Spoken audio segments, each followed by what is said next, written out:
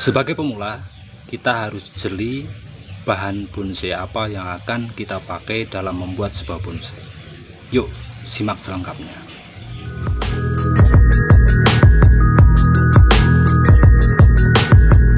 Assalamualaikum warahmatullahi wabarakatuh. Berjumpa lagi bersama saya Sufyan Ahmad di channel Plancraft ya, channel yang membahas seputar tanaman dan kerajinan, lebih khusus seputar bonsai. Kesempatan ini kita akan berbagi pengalaman ya, bukannya menggurui atau apa, hanya sekedar berbagi pengalaman bagaimana cara kita memulai dalam hobi bonsai. Yang pertama, kita harus memilih sebuah pohon pastinya, karena hobi kita adalah berkaitan dengan pohon. Nah, pohon apa sih yang akan kita pilih sebagai pemula ya? Pohon apa yang akan kita pilih? Kita harus jeli ya, kita harus jeli. Yang pertama, untuk tips dari saya, yang pertama adalah pohon yang tidak mudah stres, pohon yang tahan banting, itu adalah pilihan pertama bagi sahabat pemula seperti saya. Oke, jadi yang pertama adalah pohon tahan banting atau pohon yang anti stres. Contohnya apa? Ya ini. Contohnya misalkan ada sancang, ya, ada sancang, kemudian ada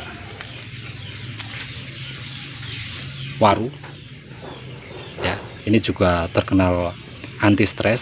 Kemudian ada di belakangnya, ya, ada ini jenis-jenis beringin atau pohon beringin, ada iprik atau ficus retusa, ada ficus microcarpa atau kimeng ya, ada elegan, ada dolar dan seterusnya ya, Korea ya, itu yang anti stres ya. Jadi tadi ya, waru, sancang, dan jenis dari beringin atau keluarga ficus itu sangat rekomendasi atau sangat recommended buat teman-teman pemula seperti saya pada khususnya ya, saya pribadi. Itu yang pertama ya. Jadi pilih pohon yang anti stres, bertahan hidupnya mantap sekali, dan mudah sekali kita bentuk, alias anti stres, kita bentuk ke kanan ke kiri, itu tidak rawan mati. Kemudian yang kedua, sesuaikan dengan iklim tempat kita tinggal. Nah, ini yang paling penting, sesuaikan dengan iklim yang tempat kita tinggal. Contohnya nih, saya hidup di daerah yang beriklim atau berhawa panas, maka saya tidak cocok memelihara bahan bonsai jenis cemara, pirakanta, ya pokoknya yang berhawa-hawa dingin. Nah, kayak azalea itu kan hidupnya subur sekali di tempat yang dingin. Kalau di tempat yang panas itu sukar sekali ya, sukar sekali. Begitu juga untuk sahabat-sahabat bonsai di hawa dingin, misalkan di dataran tinggi, tidak cocok kita pelihara serut ya. Pasti teman-teman masih ingat ketika kontes bonsai di dataran tinggi Dieng, ada yang bawa serut tidak pruningan karena cuaca di sana sangat dingin. Entah kenapa itu lambat beberapa hari di sana itu daun-daunnya pada gosong. Itu artinya pohon serut cocok di daerah yang berhawa panas. Kita bawa ke pegunungan, ini tidak recommended atau tidak direkomendasikan untuk berhawa-hawa dingin, karena di sana cocoknya kayak cemara, serbin, azalea, pirakanta, ulmus, sisir, jos-jos, beringin juga mantap sekali. Itu ya. Jadi sesuaikan dengan iklim kita, iklim di daerah kita. Nah, lebih bagus lagi, coba kalian cek atau perhatikan pohon apa yang paling banyak di sekitar tempat tinggal teman-teman semuanya. Itu salah satu dari kearifan lokal ya.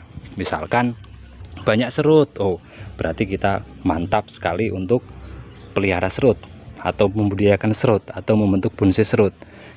Di daerah kita banyak sisir, berarti mantap sekali untuk pelihara sisir. Kalau untuk yang lain, bahan-bahan yang lain, ya nanti saja dulu lah. Kalau kita sudah mulai mengenal beberapa karakter pohon, kita bisa mulai untuk merambah ke pohon-pohon yang lainnya. Oke, jadi sesuaikan dengan iklim tempat kita tinggal. Untuk yang nomor 3, apa untuk tipsnya untuk memilih bahan? Sesuaikan dengan lahan kita ya. Jadi ketika lahan kita minim, solusi terbaik adalah kita membuat bonsai ukuran mame small ya. Itu sangat cocok ya. Jadi tidak memakan tempat yang luas. Jangan sampai lahannya sempit, kita punya bonsai yang extra large, yang mana itu masih bahan, jadi perlu pengelosan cabang yang cukup lama dan cukup besar, pasti akan memakan tempat yang sangat luas. Bayangan saja nih, kita lihat ya. Misalkan kalian lahannya terbatas,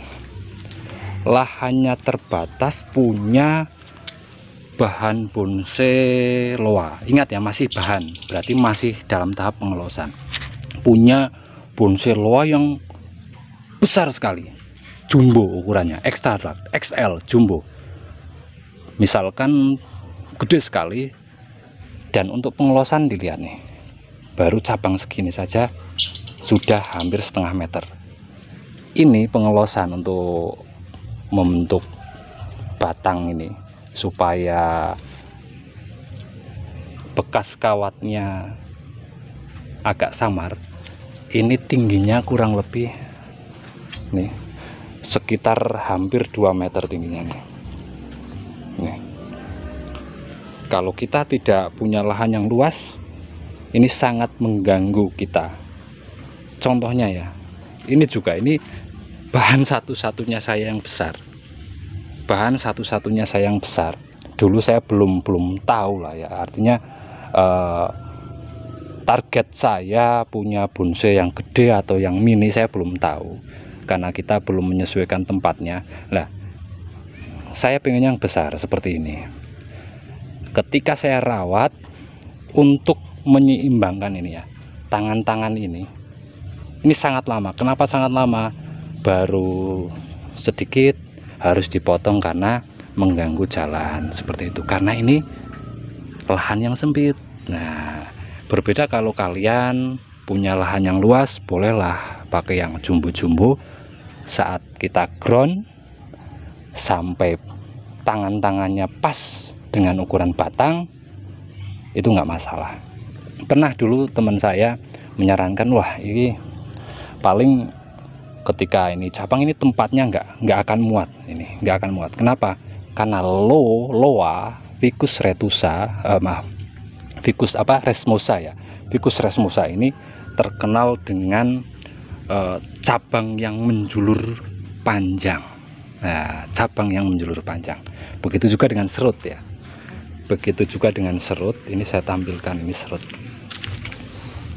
Nah, ini juga masih saya los, masih memerlukan tempat yang lumayan. Ini hampir 1 meter ini. Hampir 1 meter, oke. Untuk yang nomor 4 ya. Untuk yang nomor 4, sesuaikan dengan kondisi air pada daerah teman-teman semuanya. Jika kita pada daerah atau wilayah yang mohon maaf kesulitan air, kayak semisal kalau di Pulau Jawa ya, kayak semisal Gunung Kidul dan seterusnya, karena saya dulu pernah KKN di sana ya. Jadi kita tanam bonsai loa itu sangat tidak direkomendasikan ya. Kenapa? Untuk bahan bonsai loa ini terkenal dengan yang namanya boros air, sangat boros air untuk bonsai loa. Jadi kalau kita telat nyiram itu pasti layu. sehari telat nyiram dengan media yang sedikit itu pasti layu. Waru agak lumayan bandel untuk waru, lumayan lah. Sancang, nah ini sancang ini juga sama ya. Sancang juga sama, ini bahan bonsai yang terkenal juga boros air. Ada lagi lantana. Nah ini dia. Yang lainnya masih agak segar, tapi lantana nih sudah mulai menunjukkan layu daunnya. Kenapa? Ini sangat boros sekali air. Ya, sangat boros sekali air. Makanya sesuaikan dengan kondisi lingkungan kita ya.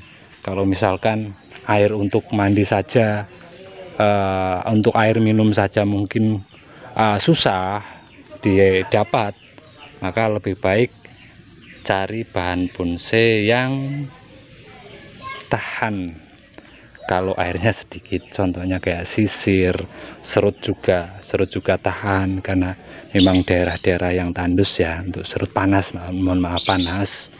Sisir mantap sekali, ulmus juga lumayan ya. Itu tadi ya contohnya. Jangan sampai bahan bonsai yang kita pilih di awal, karena kita sebagai pemula ya, jangan sampai memusingkan kita, membuat kita jadi pusing. Itu jangan sampai. Makanya dipilih yang tadi. Yang pertama kita pilih yang apa? Tahan banting. Kemudian untuk yang kedua, sesuaikan dengan kondisi tempat kita tinggal ya, domisili, iklim. Kemudian yang ketiga apa? Lahan ya, lahannya. Kemudian yang keempat ya tadi ya, kondisi lingkungan sekitar. Kemudian untuk yang terakhir, untuk yang nomor 5 yang terakhir ya, kita tetap tidak mengesampingkan yang namanya dana. Jadi sesuaikan dengan dana yang kita punya. Bukan berarti untuk hobi bonsai itu mahal, itu tidak. Bahan yang bagus mahal itu juga tidak. Tergantung kita dalam mendapatkannya. Bisa didapatkan di alam, bisa hasil budidaya, bisa kita membuat sendiri. Itu semuanya tergantung pada kita. Maka kelima ini adalah berbagi pengalaman saya di awal-awal dalam hobi sebuah bonsai ini. Semoga bermanfaat untuk teman-teman semuanya. Bukan berarti saya menggurui, tapi ini hanya sekedar berbagi, sharing dengan teman-teman sahabat bonsai yang lainnya pastinya. Oke. Nah ini di lahan sempit, kalau kita agak lepas bahan, los bahan, itu akan mengganggu jalannya. Maka sesuaikan target kita mau yang besar atau yang sedang atau yang kecil mungil, seperti itu. Oke, sampai ketemu lagi di video selanjutnya. Assalamualaikum warahmatullahi wabarakatuh.